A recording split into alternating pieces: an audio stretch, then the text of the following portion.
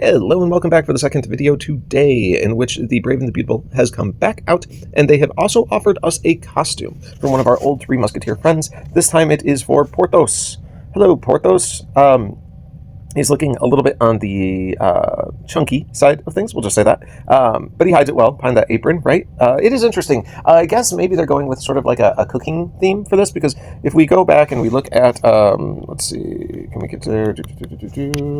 Sorry guys, one second. If we go back and we look at who else they've come out with, we also have our baker friend here in Artemis. Maybe not so much with this guy, but like now we're right back to more cooking options. So anyway, let's get into what this guy actually does now. They have switched his class over to Monk. We do enjoy Monk. That 30% chance to resist is pretty nice as a passive built into things. A reminder of what we get for our family bonus with the Musketeer families. It is a bonus for 1, 2, or 3 heroes, and they will get 50, 75, 100% chance to give cover to a random ally for 3 turns when this character casts their special skill. While in cover, an ally takes no damage from special skill attacks or normal attacks. This character takes 60, 50, 40% of the damage that character would have received while in cover.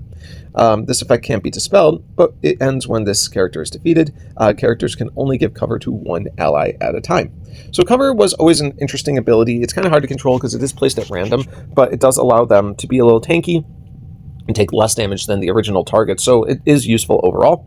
Alright, down here in the passives department, we get resist defense ailments. This character is immune to status ailments and negative stacks that affect defense. Doesn't apply to status ailments that affect elemental defense, so just regular defense protection is what this guy gets.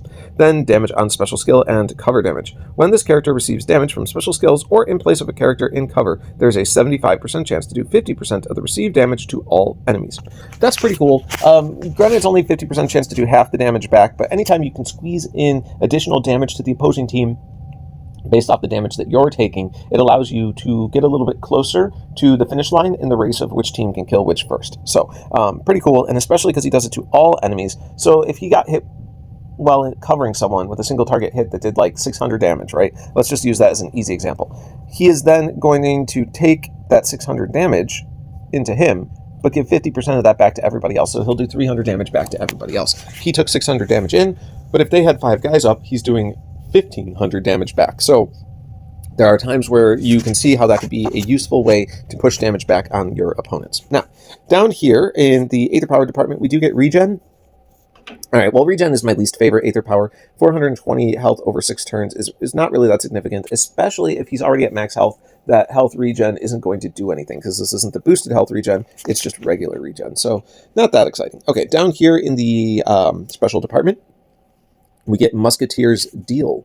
Operating at slow speed, it's going to deal 485% damage to all enemies and alter the power of ice shields on the board. When an attacking hero casts their special skill, the ice shields become enhanced with plus 64% attack. When defending hero casts their special skill, the shields become weakened with negative 57% attack.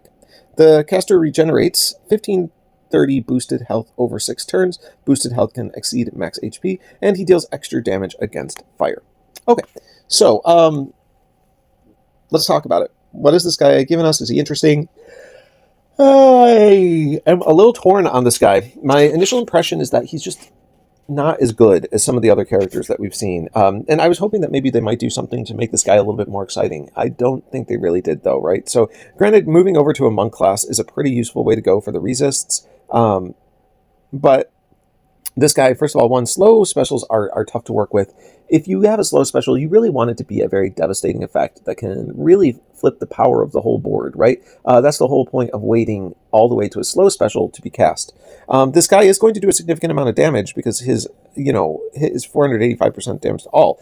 But he's not a particularly strong attacker with an attack stat of 1795. Remember, this is on the attack path. 1795 is surprisingly low. So it's going to take some of the teeth out of this hit. The one good thing is that the ice shields on the board are going to increase the amount of attack he has for his special skill. But with that in mind, he's slow. So on offense, you've been out there searching and finding all the blue matches you can to get this guy off in the first place. I don't imagine there will be a ton of stray blue tiles remaining on the board, which, limits the effectiveness of how the plus attack will affect these tiles and really help out. So I don't know. That's not very exciting to me. On defense, it could be more meaningful, more effective if you're using this guy as maybe like a defensive tank, or if you're in rush, just anywhere in your party defensively. It would depend on how many blue tiles they left up on the board when he cast his special skill. I don't know if I love it, though. The 1530 boosted health over 6 turns. I mean, that's probably going to be like 280 boosted health a turn or something like that. It's not even that strong, I don't feel. It is helpful, and it is boosted health. So if he's at max health, he is at least still gaining the benefit of this special skill. This guy will be doing extra damage versus fire, so if you're going up against quite a few fire enemies, I guess it could be useful as well. Just a pretty average turnaround. Like, I guess if I had to rate him on a scale of 1 to 10, I'd put this guy at a 7, just a standard average hero. I think he's still good. Like, don't get me wrong, an average brand new hero is still better than a lot of the other things that are currently out, because it's brand new and the stats will help carry it. So, like, don't be sad per se if you pull this guy. He's just not going to be as strong as the other offerings this portal has offered us so far, but he is still interesting. And grats if you do get him. You probably do want to level him up unless your roster is already beaming with slow heroes.